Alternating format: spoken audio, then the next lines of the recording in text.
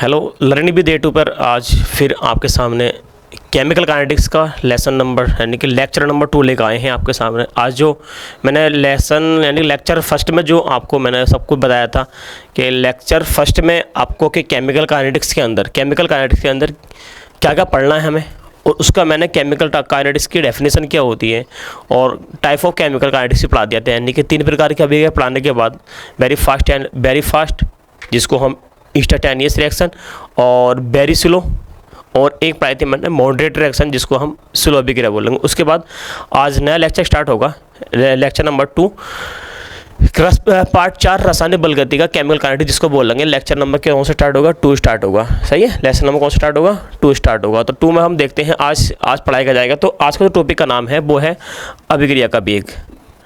अभिक्रिया का वेग को हम दर बोलते हैं जिसको इंग्लिश में बोलेंगे रेट ऑफ रिएक्शन। जैसे वेग को वेलोसिटी बोलते हैं और ऐसे हमारे पास दर को क्या बोलते हैं? रेट बोलते हैं। लेकिन यहाँ पे एक ही बात लिखी जाएगी, रेट ऑफ रिएक्शन लिखा जाएगा। अभिक्रिया का वेग या क्या बोलेंगे उसको? दर को हम क्या बोलेंगे? Rate of reaction. शॉर्ट बोलेंगे इसको ROR का मतलब आपको समझ में आना चाहिए कि ROR क्या होता है।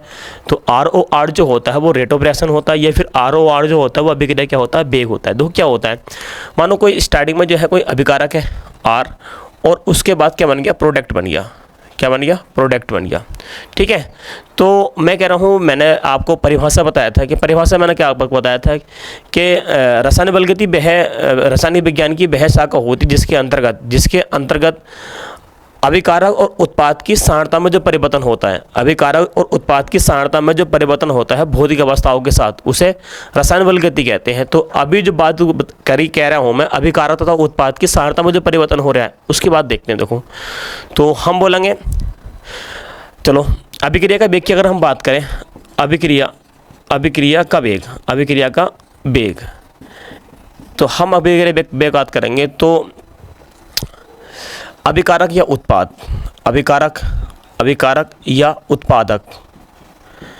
की सांद्रता में परिवर्तन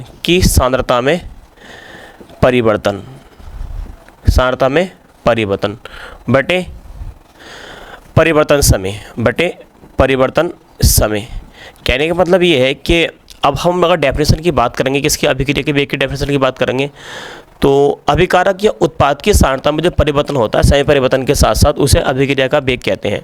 लैंग्वेज में अगर हम लिख के बात करें तो समय परिवर्तन के साथ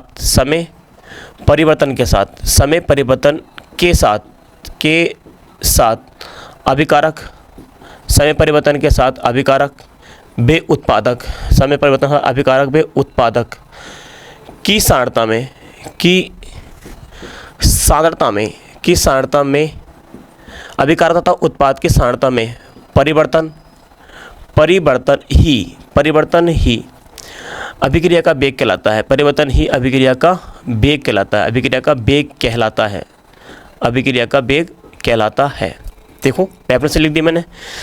समय परिवर्तन के साथ, समय के साथ हम मतलब यहाँ लिखा दूँगा, समय परिवर्तन के साथ अभिकारक या उत्पाद की सांद्रता में जो परिवर्तन होता है उसे अभिक्रिया का वेग कहते हैं। ठीक है। तो अब एक बात ध्यान रखो, अब सांद्रता जो रिपेंड करते हैं वो रिपेंड करते हैं C से। कहाँ से रिपेंड करते हैं? सांद्रता को इंग्लिश में लिखते हैं कंसंट्रेशंस। क्या लिखते हैं? कंसंट्रेशन लिखते हैं। तो कहाँ से रिपेंड कर लूँ मैं? C से। ठीक है। और बेटे टाइम को जो रिपेंड करूँगा कहाँ से करूँगा? T से करूँगा।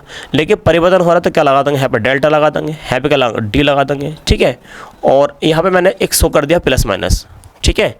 और यहाँ पे मैं अभिक्रिया का वेग की अगर बात करूँगा तो अभिक्रिया का वेग जो हो जाएगा plus minus delta C upon delta T, यानी कि समय परिवर्तन के साथ साथ उसकी सांद्रता में जो परिवर्तन हो रहा है उसको हम अभिक्रिया क्या बोलेंगे? वेग बोलेंगे। बात इंपॉर्टेंट याद रखने की ये है कि अभिक्रिया का वेग, देखो इंपॉर्टेंट बात रखने की ये है कि कभी भी अभिक्रिया का वेग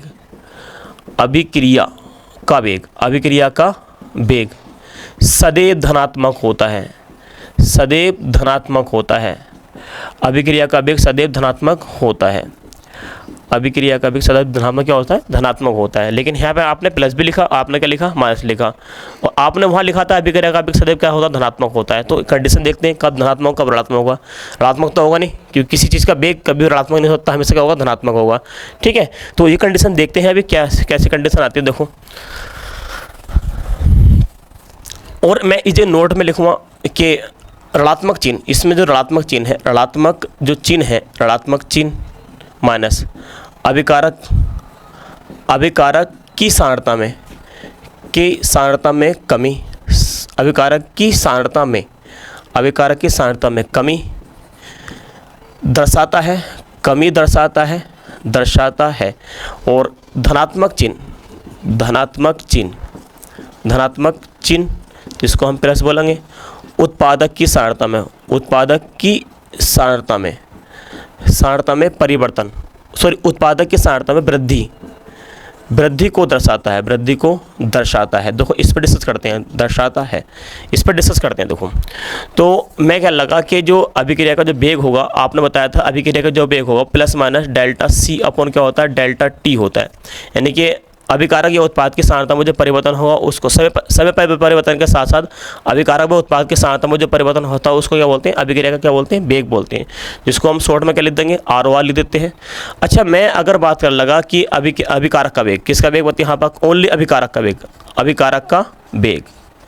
अभिकारक की वेग की अगर बात करेंगे तो डेल्टा आर बटे क्या होते हैं यहाँ पर, डेल्टा टी।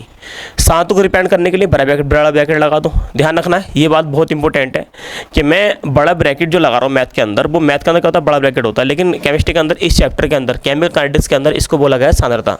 ठीक है, केमिकल काइनेटिक्स के अंदर इसको क्या बोला गया है, इसको सांद्रता बोला गया है। जैसे कि मैं क्या लगा, अभिकारक एक ही सांद्रता, अभिकारक हो सकता है, उत्पाद हो सकता है, कुछ भी हो सकता है, तो आप उसके अंदर लिखो। मैं बोलूँगा एक ही सांद्रता, मैं ऐसे बोलूँगा इसको बी की सांद्रता, सही है। मैं ऐसे बोलूँगा कि अभिकारक की सांद्रता, मैं ऐसे बोल सकता हूँ कि इसको बताओ उत्पाद की सांद्रता। तो बड़ा ब्रैकेट जो यहाँ पे शो कर रहा है इस चैप्टर के अंदर शो करेगा, ध्यान रखना है, वो काय को शो करेगा, वो करेगा सांद्रता को शो। ठीक है, आगे चलते हैं। तो देखो, तो अभिकारक का वेग, अभिकारक का वेग को रिप्रेजेंट करेगा डेल्टा आर से रिप्रेजेंट करना बटे डेल्टा टी, और है क्या लगा देंगे, माइनस लगा देंगे। ठीक है, और कभी भी वेग कायम होता है, माइनस में नहीं होता। सदैव अभिक्रिया का वेग का होता है, सदैव ऋणात्मक होता है। लेकिन नीचे क्या लिख रखा है, ऋणात्मक चिन्ह जो दर्शाता है वो अभिकारक की किसकी सांद्रता में, क्या अभिकारक की सांद्रता में होता है, उसकी कमी को दर्शाता है। तो समय के साथ साथ अभिकारक की सांद्रता को होती है, घटती रहती है, और उत्पाद की सांद्रता क्या होती है, बढ़ती रहती है। एक कंडीशन ये आती है कि दोनों की सांद्रता इक्विलिब्रियम कंडीशन में आती है, बराबर कंडीशन में आती है। लेकिन एक लास्ट मोमेंट पे ये कंडीशन आती है कि उत्पाद पूर्ण रूप से बन जाता है, जिससे अभिकारक की सांद्रता कितनी होती है, 0 हो जाती है, और उत्पाद की सांद्रता कितनी होती है, 100 हो जाती है, पूरी 100% हो जाती है। तो समय के साथ साथ अभिकारक की सांद्रता क्या होती है, घटती रहती है, जबकि उत्पाद की सांद्रता क्या होती है, बढ़ती रहती है। आई बात समझ में, अभिकारक की सांद्रता क्या होती है, घटती रहती है, इसलिए मैं क्या लगा रहा हूँ, इस जगह माइनस लगा रहा हूँ। जबकि उत्पाद की सांद्रता क्या होती है, बढ़ती रहती है, इसलिए क्या लगा रहा हूँ, यहाँ पर प्लस लगा रहा हूँ। और लास्ट में जब इसका कोफिशिएंट या इसके न्यूमेरिकल टाइप का हम करेंगे, यानी कि हम अगर बात करेंगे फाइंड आउट करेंगे कोफिशिएंट वगैरह इसके समीकरण के, तो आपको वहाँ पर मैं प्रूव करके दिखाऊंगा कि इस जगह माइनस क्यों लगा रहे हैं। ठीक है, माइनस की कंडीशन तैयार समझ लो, माइनस क्यों लगा रहे हैं। अभी तो ये बात सोच लो कि माइनस जो दर्शाया जा रहा है वो ऋणात्मक चिन्ह जो दर्शाया जा रहा है किसका, अभिकारक की सांद्रता में कमी के लिए दर्शाया जा रहा है। लेकिन मैं प्रूव करके दिखाऊंगा कि इसका मान ये सदैव ऋणात्मक क्यों होता है, अभी थोड़ी देर बाद। अच्छा, मैं क्या लगा, अगर उत्पाद की सांद्रता बात कर लगे, उत्पाद का वेग का बात करें, उत्पाद की अगर वेग की बात करें तो प्लस डेल्टा पी की सांद्रता में परिवर्तन बटे डेल्टा टी।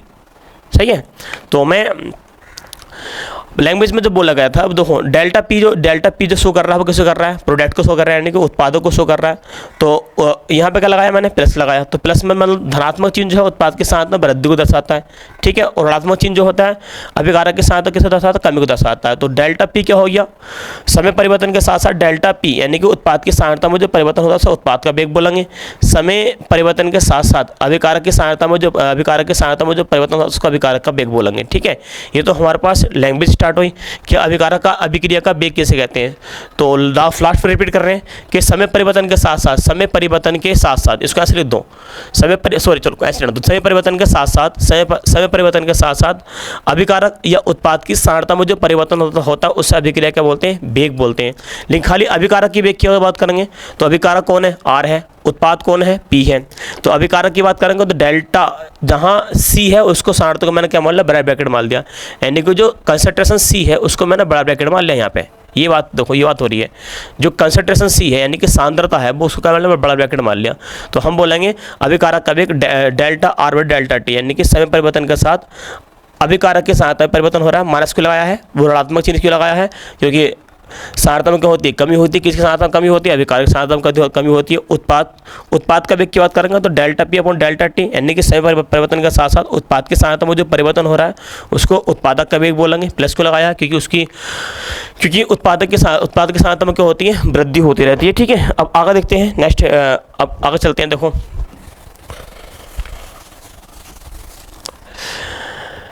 अभिक्रिया का वेग या दर, अब मैं कह रहा हूँ अभिक्रिया का वेग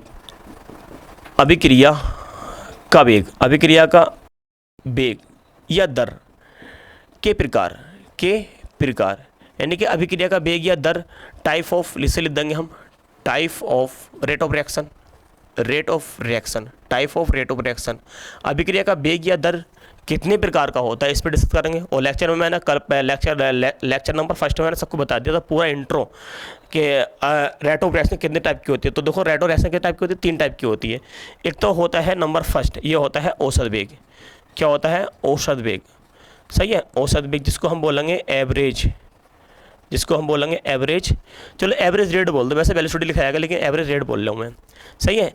अच्छा औसत के लिए अब मैं कह रहा हूँ प्रयुक्त समय में, अच्छा परिभाषा देखते हैं इसको। प्रयुक्त समय में कुछ ना कुछ समय होगा, जो कि समय काय में होगा, मिनट में होगा, या काय में होगा यहाँ पर सेकंड में होगा, काय में होगा सेकंड में, या घंटे में बात कर लो, मिनट में होगा, सेकंड में होगा, या फिर घंटे में बात कर लो। अब देखो मैं बता रहा हूँ कि अभिक्रिया का जो वेग होता है, अभिक्रिया का वेग के प्रकार, उसमें पहला वेग पे स्टार्ट कर दिया। कौन सा वेग स्टार्ट कर दिया मैंने, औसत वेग स्टार्ट कर दिया। तो औसत वेग क्या है, देखो क्या प्रयुक्त समय यानी कि कुछ ना कुछ समय लेगा, जो कि समय कुछ समय लग रहा है, जो कि कुछ मिनट हो सकते हैं या कुछ घंटे हो सकते हैं। कोई अभिक्रिया मिनटों में हो रही है या कोई अभिक्रिया घंटों में हो रही है, जिसको मॉडरेट रिएक्शन बोल रहे हैं। पीछे हमें लेक्चर में पढ़ाया था मॉडरेट रिएक्शन क्या होती है। मॉडरेट रिएक्शन जो होगी वो घंटों में मिनटों में जाकर पूर्ण होती है, पढ़ाया था मैंने। और मैंने इस आपको बताया था कि इस चैप्टर में केमिकल काइनेटिक्स के अंदर कभी भी वेरी फास्ट और वेरी स्लो रिएक्शन की बात नहीं हो सकती। इस चैप्टर में बात जो होगी वो विजुअल रिएक्शन की बात होगी, यानी कि मॉडरेट रिएक्शन की बात होगी। बताया था मैंने आपको पीछे भी।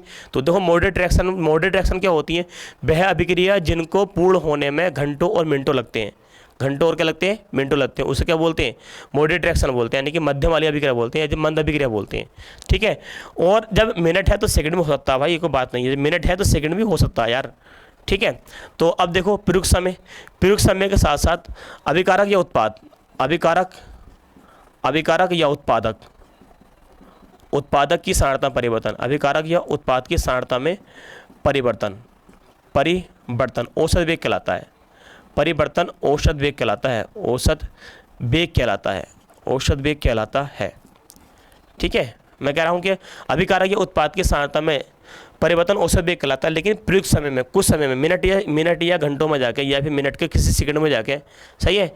तो अभिकारक उत्पाद के सांद्रता में जो परिवर्तन होता है उसको औसत वेग कहते हैं। औसत वेग है क्या भाई, औसत वेग है प्रयुक्त समय में बात होगी, यानी कुछ ना कुछ समय लगेगा उसमें, सही है। तो देखो अगर मैं बात कर लगा आर से पी, किसकी बात कर लगा, आर से पी, टाइम स्टार्टिंग में कितना होगा उसके बाद यहाँ पर प्रारंभ कंडीशन मान लीजिए, टाइम जितना 0 होगा तो इसकी सांद्रता क्या मान लें, R1 मान लें, सांद्रता क्या मान लें, चलो R1 मान लें, सही है। तो इसकी प्रोडक्ट की सांद्रता क्या मान लें, P1 मान लें, क्या मान लें, P1 मान लें। प्रयुक्त समय यानी टाइम कुछ ना कुछ लग गया, T मिनट लग गया, कितना मिनट लग गया, T मिनट।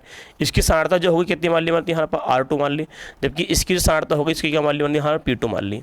अब मैं क्या लगा यहाँ पे, अगर मैं बात करूँगा यहाँ पर डिस्कस कर रहा हूँ, देखो अगर मैं क्या लगा अभिकारक किसका, अभिकारक का औसत वेग, किसका वेग, अभिकारक का औसत वेग किसकी बात करेंगे, औसत वेग की जो बात करेंगे वो किसकी बात करेंगे, अभिकारक की बात करेंगे, जूम कर लेगा, अभिकारक की बात करेंगे। यानी औसत वेग की अगर बात करेंगे तो किसकी बात करेंगे, अभिकारक की औसत वेग की बात करेंगे। ठीक है, तो औसत वेग, अच्छा मैंने पढ़ाया था अभिक्रिया का वेग पढ़ाया था, वेग क्या होता है, डेल्टा R बटे डेल्टा T, सही है। डेल्टा R के साथ आता बटे डेल्टा T, बराबर साथ में क्या लाएंगे होते हैं, यहाँ पर माइनस लाएंगे।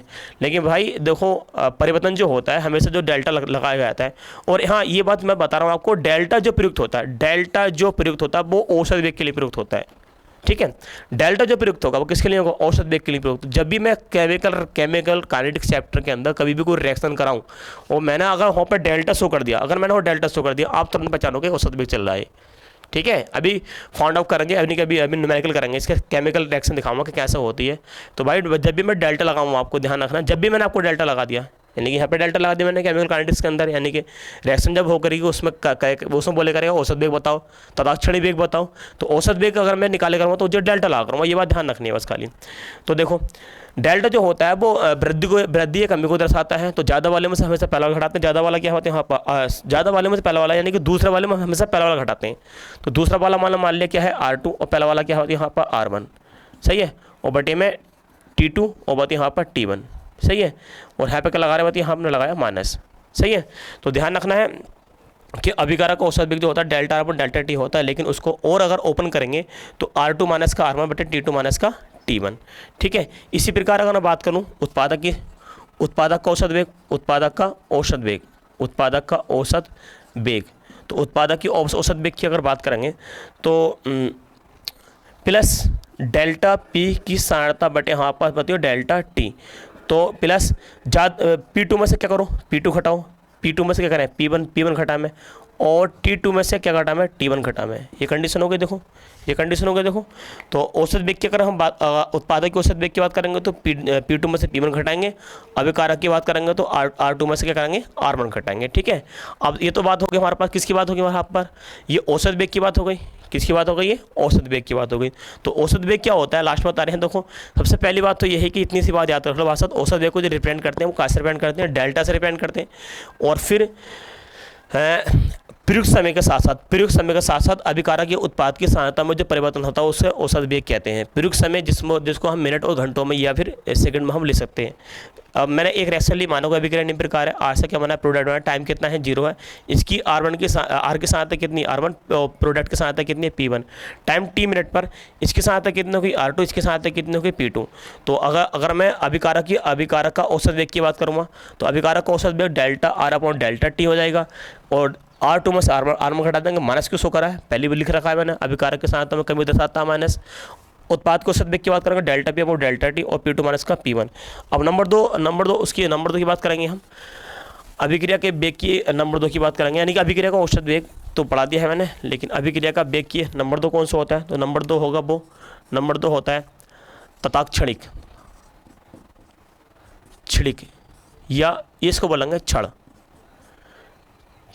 तताक्षणी वेग या हम बोलेंगे क्षण वेग, सही है, जिसको हम इंग्लिश में बोलेंगे इंस्टेंटेनियस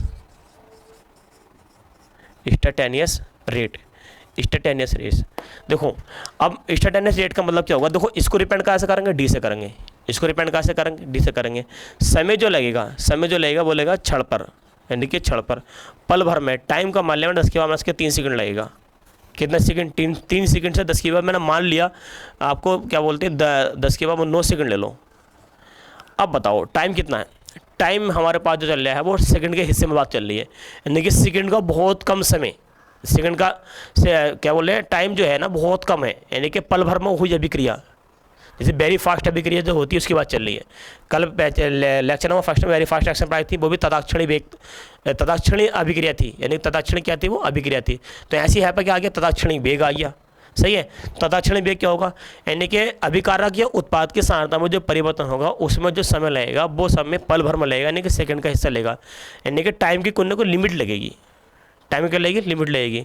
तो लिमिट की अगर हम बात करें कि टाइम का वह हिस्सा जो कि पल भर में अभिक्रिया हो जाती है उसे क्या बोलेंगे, तदाक्षणी वेग बोलेंगे। तो अब इसको हम परिभाषा में ये बोल सकते हैं कि अभिकारक या उत्पाद की सांद्रता में जो परिवर्तन होगा उसमें जो समय लगेगा उस समय जो होगा वो पल भर में होगा, यानी कि कुछ ही सेकंड का कुछ हिस्सा लगेगा, जिसको हम बोलेंगे तदाक्षणी वेग बोलेंगे। अब तदाक्षणी वेग वो ही बात करो, 8 से क्या बना बताओ, हमारे पास P बना, 8 से क्या बना P बना, टाइम कितना है 0, तो इसकी सांद्रता कितनी हो जाएगी बताओ, इसकी सांद्रता कितनी हो जाएगी R1, इसकी सांद्रता कितनी हो जाएगी, चलो ऐसा मान लो इसकी सांद्रता कितनी हो जाएगी R1, तो इसकी सांद्रता कितनी होगी P1, ठीक है।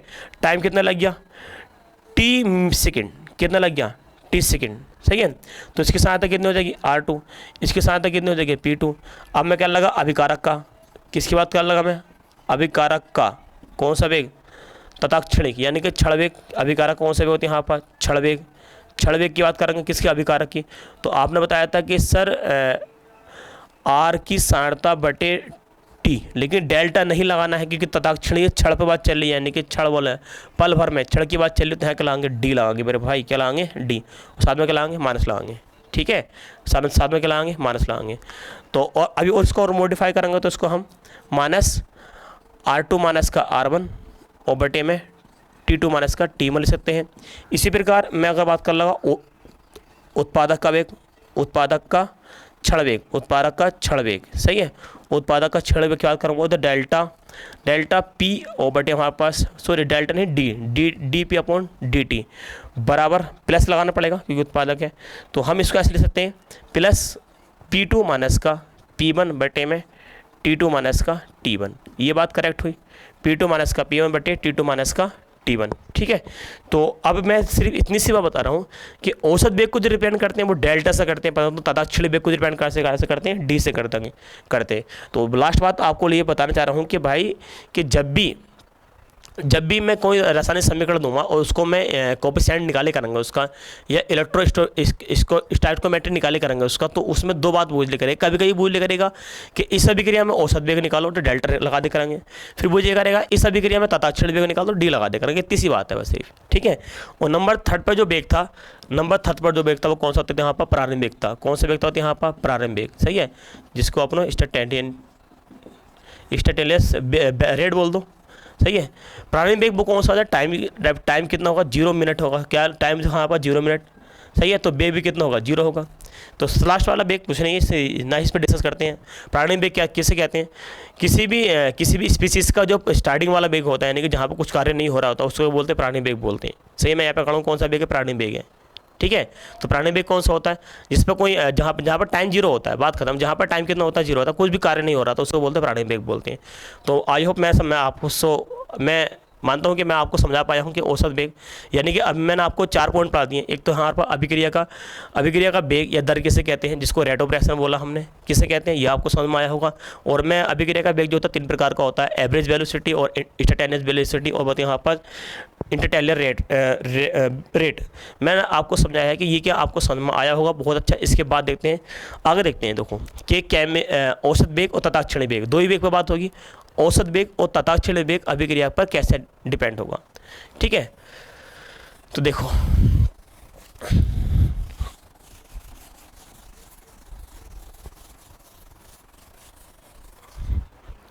इसे बोला हमने रेट ऑफ रिएक्शन,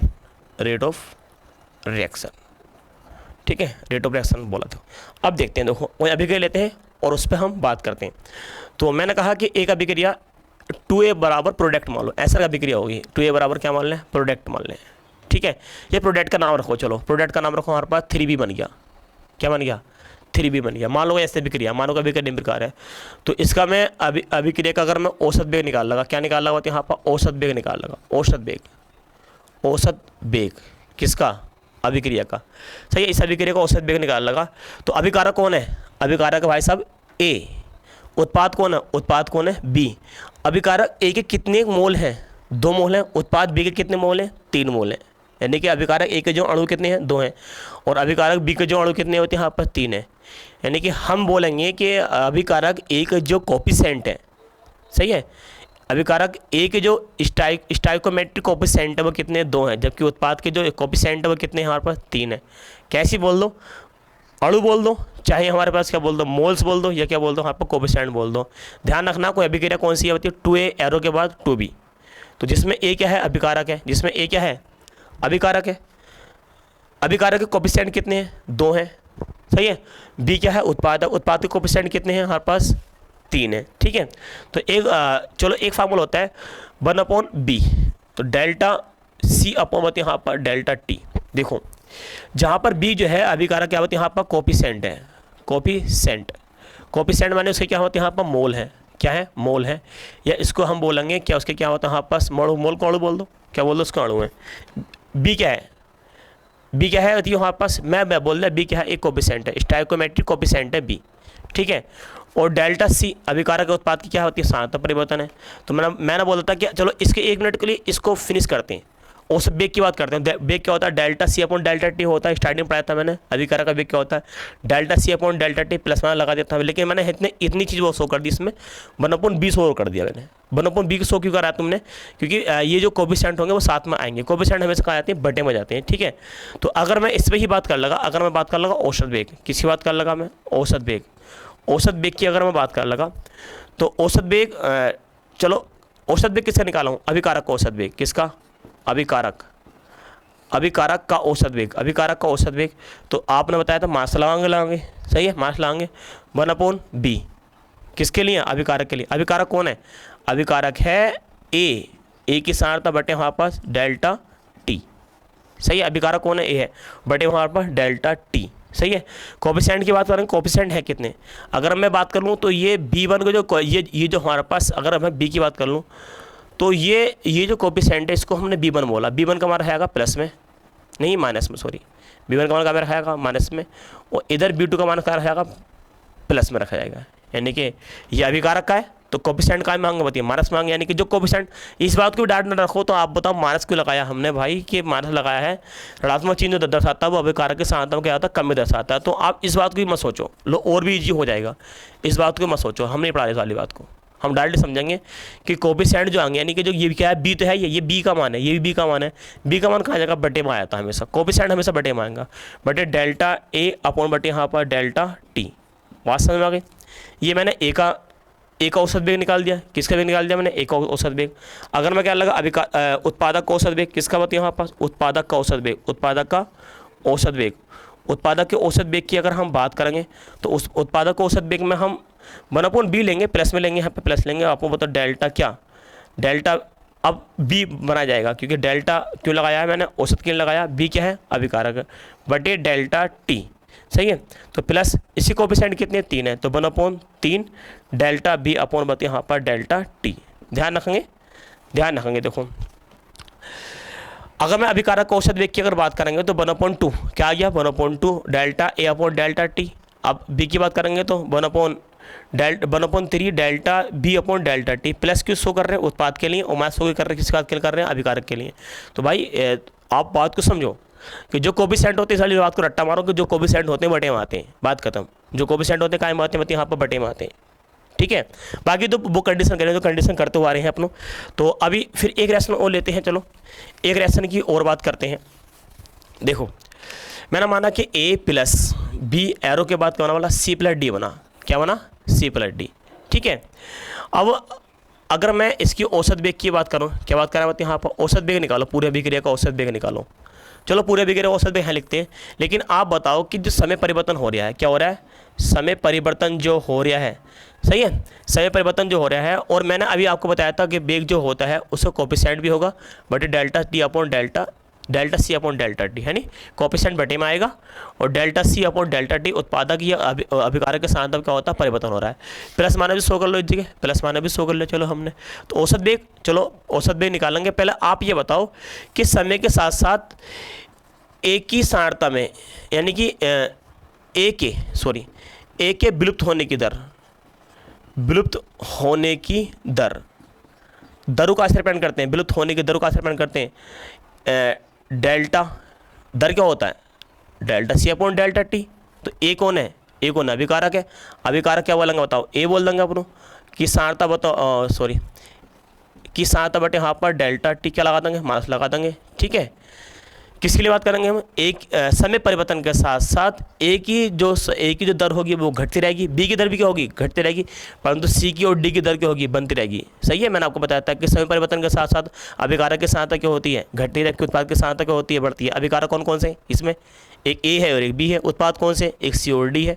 तो समय परिवर्तन के साथ साथ अभिकारक की सहायता क्या होती है, घटती है, जबकि उत्पाद की सहायता क्या होती है, बढ़ती रहती है। ये बात मैंने आपको बता भी दिया 4-5 फेरी, और एक फिर रिपीट कर दिया। अब भाई एक बात तो समझो, एक मिनट आप, कि समय परिवर्तन के साथ साथ घट रही है, सहायता उसको बढ़ रही है। तो आप बताओ कि ए की जो दर होगी वो विलुप्त न होगी, विलुप्त माना गायब न होगी। जब ए की दर विलुप्त होगी तो हम उसको delta A upon delta T मानेंगे। बी की विलुप्त होने की दर, बी के विलुप्त होने की दर वो भी क्या लाएंगे, डेल्टा बी अपॉन बताइए यहाँ पास डेल्टा टी, सही है। जबकि सी के बनने की दर, बनने की दर, सी के बनने की दर डेल्टा सी अपॉन बताइए यहाँ पर डेल्टा टी, और जबकि डी के बनने की दर, डी के बनने की दर, डी के बनने की दर डेल्टा डी अपॉन बताइए यहाँ पर डेल्टा टी। ये बात समझ में आ रही देखो। तो ए के बनने की दर और बी ए के विलुप्त होने की दर, बी के विलुप्त होने की दर, जबकि सी के बनने की दर और डी के भी क्या होता है बनने की दर। सही है, दर को हम लोग ऐसे डिपेंड करेंगे, लेकिन यहाँ पर ध्यान रखो अब एक टाइम ऐसा आता है कि उस टाइम की बात करेंगे कि जितने समय में अभिकारक की दर विलुप्त हुई है उतनी समय में उत्पाद की दर क्या हुई है बनी है। तो हम बोलेंगे कि विलुप्त होने की दर, विलुप्त होने की दर, विलुप्त होने की दर और बनने की दर, बनने की दर कैसे होती हैं, बराबर होती है। एक समय ऐसा आता है कि विलुप्त होने की दर और बनने की दर कैसे होती हैं, बराबर होती हैं। तो सबको बराबर रखो, इसको इसके बराबर रख सकते हैं, सबको आपस में बराबर रखते हैं। तो हम बोल सकते हैं delta A upon delta T बराबर माइनस डेल्टा बी अपॉन क्या डेल्टा टी। इसको रख दिया, इसको बराबर रख दिया, सब आपस में बराबर हो जाएंगे। एक समय ऐसा था कि एक समय कोई ना कुछ ऐसा आएगा कि दोनों दर कैसे होती है, बराबर हो जाती हैं। तो विलुप्त होने की दर और बनने की दर कैसे होती है, बराबर होती है। सबको बराबर रख दो। तो delta A upon delta T बराबर delta B upon delta T. आगे बताओ प्लस डेल्टा सी अपॉन बताइए यहाँ पर डेल्टा टी और प्लस डेल्टा डी अपॉन क्या होते हैं यहाँ पर डेल्टा टी। सब बराबर होंगे, सब कैसे होंगे होते हैं यहाँ पर बराबर होंगे। अगर मैं औसत वेग की अगर बात कर लूँ है, लिख दूँ मैंने औसत वेग, औसत वेग की अगर बात करें, औसत वेग, औसत वेग की अगर बात करें, देखो सब दर आपस में बराबर होती हैं। तो बताओ माइनस डेल्टा ए, ठीक है, माइनस डेल्टा ए की सार्थता बटे डेल्टा टी। अब कोफिशिएंट कहाँ आएंगे बेटा, कोफिशिएंट बटे मांगे। अच्छा कोफिशिएंट नहीं माने आपने, चलो अगले रिएक्शन मान लेंगे, इसमें कोफिशिएंट नहीं मानते, ऐसे रहने दो। औसत वेग निकालने सभी के तो क्या लाएंगे, डेल्टा लाएंगे, मैंने आपको बताया था। डेल्टा बी अपॉन क्या होते हैं यहाँ पर डेल्टा टी और प्लस डेल्टा सी अपॉन क्या डेल्टा टी और प्लस डेल्टा डी अपॉन क्या डेल्टा टी। ठीक है, अगर मैं तथाक्षणिक वेग की बात कर लगा, तथाक्षणिक वेग, तथाक्षणिक वेग की अगर बात कर लगा, तो जहाँ जहाँ मैंने बताया था कि कोई भी अभिक्रिया दे रही हो, केमिकल रिएक्शन दे रही हो, उसमें आपको तथाक्षणिक वेग निकालना और आपको क्या निकालना, औसत वेग निकालना। तो औसत वेग के लिए डेल्टा लगा देंगे, जबकि तथाक्षणिक वेग के लिए क्या लगा देंगे, डी लगा देंगे। तो डी ए अपॉन क्या डी टी, कौन सा वेग निकाल लेंगे, तथाक्षणिक वेग निकाल लें। तथाक्षणिक वेग के लिए निकलेगा डी लगेगा, जबकि औसत वेग के लिए निकलेगा डेल्टा लगेगा। बस जहाँ जहाँ डी है वहाँ वहाँ डेल्टा, जहाँ जहाँ डेल्टा वहाँ वहाँ डी लगा दो। Delta B upon delta T बराबर प्लस डेल्टा डी की सहायता अपॉन डी टी और प्लस डी डी अपॉन क्या डी टी, ऐसा बोलेंगे। ठीक है, अब नेक्स्ट रिएक्शन देखते हैं। अब देखो तुम्हारे अभ्यास कराते हैं, 2 मिनट और लेक्चर का अभ्यास कराते हैं। देखो अभ्यास में क्या होगा, ध्यान रखेंगे सब वेग आपस में क्या होते हैं, बराबर होते हैं। ठीक है, चलो इसको भी मिटा दें, काफ़ी टाइम हो गया लिखा हुआ। देखो माना N1A और प्लस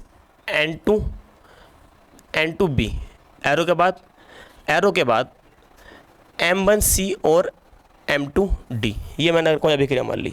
ठीक है, ये कोई अभिक्रिया मान ली, इसके लिए कह रहा है वो औसत वेग निकालो और इसके लिए कह रहा है वो तथाक्षणिक वेग निकालो, दोनों वेग निकालो। तो औसत वेग की अगर बात करेंगे, किसकी बात करेंगे, औसत वेग की बात करेंगे। औसत वेग की अगर बात करेंगे तो आपको मैंने बताया था कि वेग जो होता है, सही है, वेग जो होता है कोफिशिएंट बटे डेल्टा सी अपॉन क्या होता है, डेल्टा टी होता है, यानी plus minus delta B upon क्या होता है, डेल्टा सी, यानी कि उसको कोफिशिएंट कहेंगे बटे मांगे। तो अभिकारक उत्पाद है सर, ए अभिकारक है, तो एक की सार्थता क्या होगी, डेल्टा, औसत वेग निकालने डेल्टा लाएंगे। ठीक है, डेल्टा ए अपॉन क्या डेल्टा टी, सही है, डेल्टा ए अपॉन बती क्या डेल्टा टी, सही है। औसत से लिख दो जरा, औसत वेग वही बराबर, तो delta A upon delta T, साथ में क्या लगेगा, माइनस लगेगा, जो कोफिशिएंट का आएंगे बटे में आ जाएंगे, कोफिशिएंट का में आते हैं बटे में आते हैं। आगे देखो माइनस 1/N2, कोफिशिएंट बटे में आएंगे, कोफिशिएंट का आते हैं बटे में आते हैं। ये भी बी का मान है, ये भी बी का मान है, ये भी बी का मान है, ये भी बी का मान है, सही है। इसमें बी का मान होगा माइनस में, इसमें बी का मान होगा माइनस में, इसमें बी का मान होगा प्लस में, इसमें बी का मान होगा प्लस में।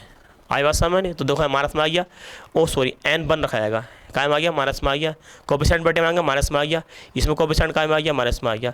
तो डेल्टा बी अपॉन बते क्या डेल्टा टी बराबर प्लस, इसमें प्लस में रहेगा कोफिशिएंट, बी का मान प्लस में रहेगा, 1/m1, सही है, डेल्टा सी अपॉन क्या डेल्टा टी बराबर plus 1/m2 delta D upon क्या डेल्टा टी। अब मैं इसमें क्या निकाल लगा, तथाक्षणिक वेग निकालो, तथाक्षणिक वेग निकालें, तथाक्षणिक वेग की अगर हम बात करेंगे तो देखो जहाँ जहाँ क्या है डेल्टा, वहाँ डी मान लो 1/n1 डी ए अपॉन क्या डी टी बराबर 1/n2 डी बी अपॉन क्या डी टी बराबर plus 1/m1 D C upon क्या डी टी बराबर प्लस 1/m2 डी अपॉन क्या डी टी। आई बात समझ में नहीं? देखो तो दो ही बात बताऊँ, कोई अभी कर दे रखा हो उससे कोफिशिएंट बटे में लेके जाओ, उससे कोफिशिएंट का में लेके जाओ बटे में लेके जाओ, और उसमें दो ही बात पूछेगा तथाक्षणिक वेग क्या होगा और औसत वेग होगा। औसत वेग के लिए डेल्टा लगा देंगे, तथाक्षणिक वेग के लिए क्या लाएंगे डी लाएंगे, इतना सा बात है। एक रिएक्शन मानते हैं, मान लो कि मैंने N2 की अभिक्रिया N2 गैस की अभिक्रिया हाइड्रोजन गैस के साथ करने पर अमोनिया गैस बन गई। कौन सी गैस बन गई? अमोनिया गैस बन गई। रिएक्शन में हाथों कंप्लीट कर लिए। इसके लिए औसत वेग निकालो, क्या निकालें? इसके लिए औसत वेग निकालें, क्या निकालें? औसत वेग। इसके लिए तथाक्षणिक वेग निकालो, तथाक्षणिक। इसके लिए क्या निकालें? तथाक्षणिक वेग निकालें। औसत वेग या तथाक्षणिक वेग निकालें। तो औसत वेग की अगर बात करेंगे तो आप वही बताओ, देखो औसत वेग की बात करो फिर तथाक्षणिक वेग का। औसत वेग की अगर बात करेंगे तो माइनस कोफिशिएंट कितना, एक तो है यार, कुछ नहीं है तो एक तो माना जाएगा, कोफिशिएंट कुछ नहीं है तो 1/1 ऐसे रहने दो, डेल्टा N2 की सार्थता अपॉन क्या डेल्टा टी, सही है, बराबर कोफिशिएंट है जगह और अभिकारक है माइनस का, यानी कि यहाँ भी बी का मान कायम है माइनस का, यहाँ भी बी का मान कायम है माइनस का, यहाँ भी B2 का मान कायम है प्लस में, सही है। और बी का मान कायम आता है बटे में आता है, कोफिशिएंट कहाँ आता है बटे में आता है। तो देखो उसको निकालें। इसको तो बात हो गई, एक कुछ भी मोल नहीं है, एक मोल मान लिया जाएगा, कुछ नहीं है तो एक मोल मान लिया, 1/1 मान लो 1/1 ना ही मानोगे तो भी तो बात वही रहेगी, सही है। और अगर देखते हैं, चलो इसकी बात करें, इसका भी वेग का मान कायम रहेगा, होती है यहाँ पर माइनस में रहेगा, ठीक है। तो -1/3 सही है, कोफिशिएंट में बटे में आते हैं, और डेल्टा H2 और क्या डेल्टा टी बराबर अब प्लस में आ जाएगा, बी का मान प्लस 1/2 डेल्टा NH3 और क्या बताइए यहाँ पर डेल्टा टी, ठीक है।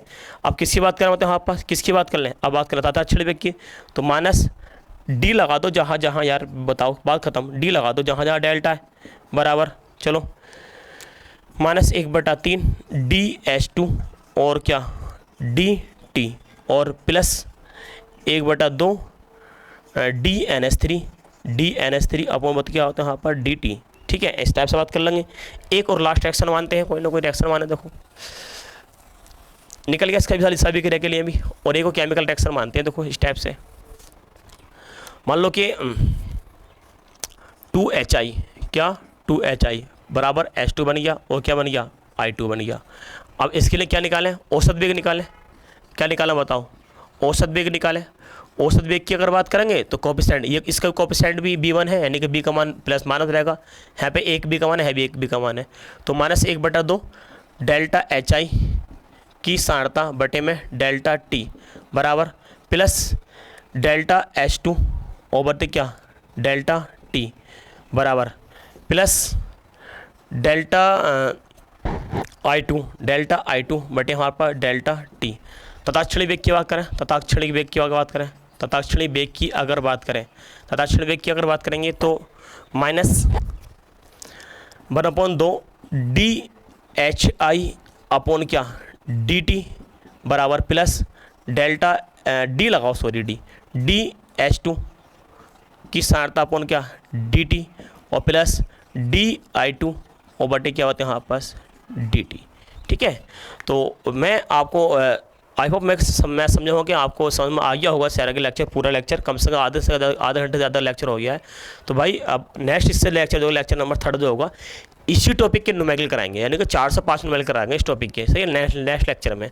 तो भैया लास्ट बता रहा हूँ कि आपको लगातार अपने आप काफ़ी बनाते रहो, ठीक है। जिस टाइम जैसा आप काफ़ी बना रहे हो लगातार आप काफ़ी बनाते रहो, और मैं आपको लगातार रिएक्शन भी देते भी रहूँगा कि बताओ ये कैसा होगा, तो आप जो है बताना, सही है, कमेंट करके कैसा लेक्चर रहा। Thank you for watching.